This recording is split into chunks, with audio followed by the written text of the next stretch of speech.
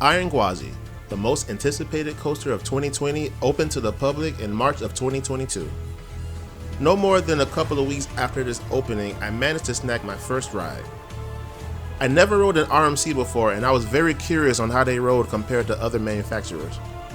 It only took one ride to finally understand. This is my review on Iron Gwazi.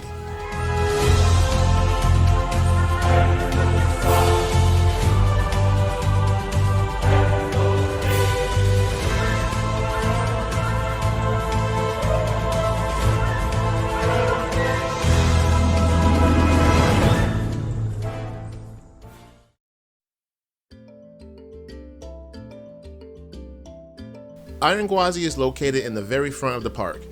Upon entering Busch Gardens, Tampa Bay, you will see the imposing lift hill. Actually, you can see the thing before you even enter the park. If you rode the original Gwazi, then you'll immediately recognize that the park reuses the same station, almost as to pay an homage to its predecessor. As far as the track, the majority of it is somewhat hidden, save for the wave turn in front of the station. Walking through the queue, you'll find various facts about crocodiles, including their death roll maneuver. When you approach the large switchbacks, you can tell where this was originally a dual coaster by looking down at the wood. There's also Gwazi Easter eggs before and after the ride if you look hard enough. While it's not the most elaborate theming, the African architecture and music is more than enough for a ride of this stature.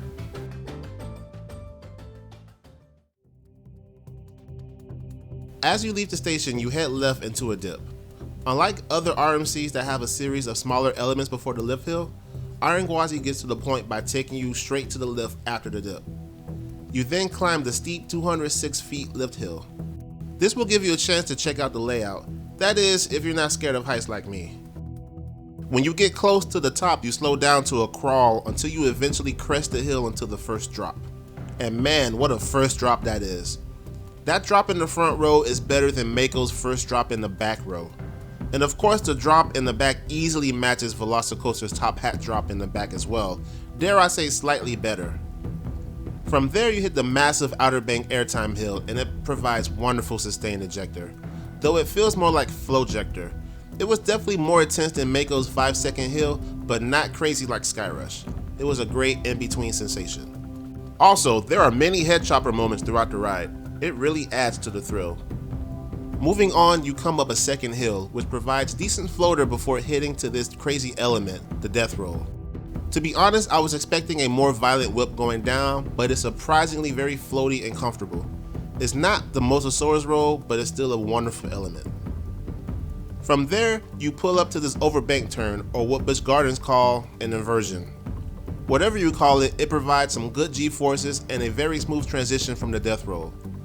But what's coming up next is by far the best moment of this ride. The wave turn. Oh my goodness. If you're sitting on the left side, you are flung out of your seat. You hear me? Flung. This has to be the best ejector moment in Florida. From that oh my god moment, you pull a left turn into another wave turn, which both provide some light floater, quite possibly the weakest moment of the ride, but with how relentless this coaster has been so far, it's needed. You then hit the final eversion, the 0G stall. I have to say, I like it. It's a completely different sensation from Intamin's version on Velocicoaster. RMC's version is definitely more floaty, where Intamin had more G-force. Both versions are great in my opinion. Moving on, you hit a couple of small hills, where at first glance doesn't look like it provides much, but oh boy, those hills provide some crazy pops of ejector. You then head to the final element, a small drop. It wasn't as intense as I expected, but it still provided some decent ejector. After that, you turn into the brake run. Fast. The ride had plenty of energy to do a couple more laps, but Busch Gardens decided to end the ride experience with a bang. You would think the ride is a bit on the short side, but trust me, this is the perfect length for a ride of this intensity. There was not one single element that was wasted on this ride. Every element had a part to play, even the weaker one, and it turned Iron Gwazi into something you want to ride over and over again. The pacing is stupid fast. There is no letting up on this ride. The way Iron Gwazi transitions from element to element is almost seamless. The only real time you get a chance to breathe is the brake run. When you hit that first drop, you know you're in for a wild ride. Fans of speed and whippy elements will love Iron Gwazi. Iron Gwazi is a smooth ride on every row. Throughout the entire ride from the first drop to the final brake run, every transition was smooth and snappy. Now, to finally talk about the trains. I've heard a lot of good and bad things about Rmc Restraints, and I was very curious how they would fit.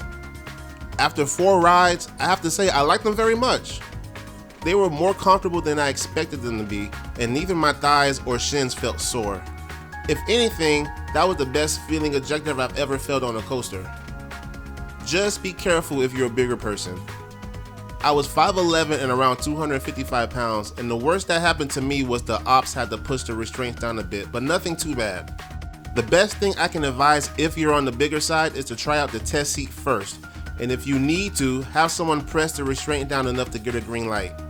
It really depends on how you carry your weight, so your mileage may vary.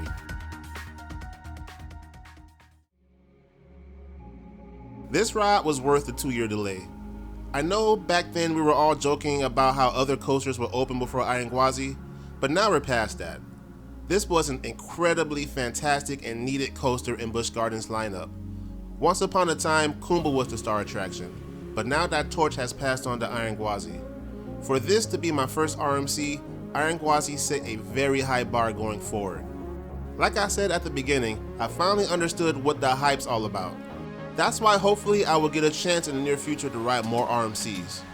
It goes without saying that you need to ride this coaster ASAP. I easily give this coaster a 5 out of 5. If you made it this far, thank you for watching my Iron Gwazi review. To support the channel, please comment, like, share, and subscribe. That way more people can view my content and it will help the growth of coasters and travels. Thank you for watching.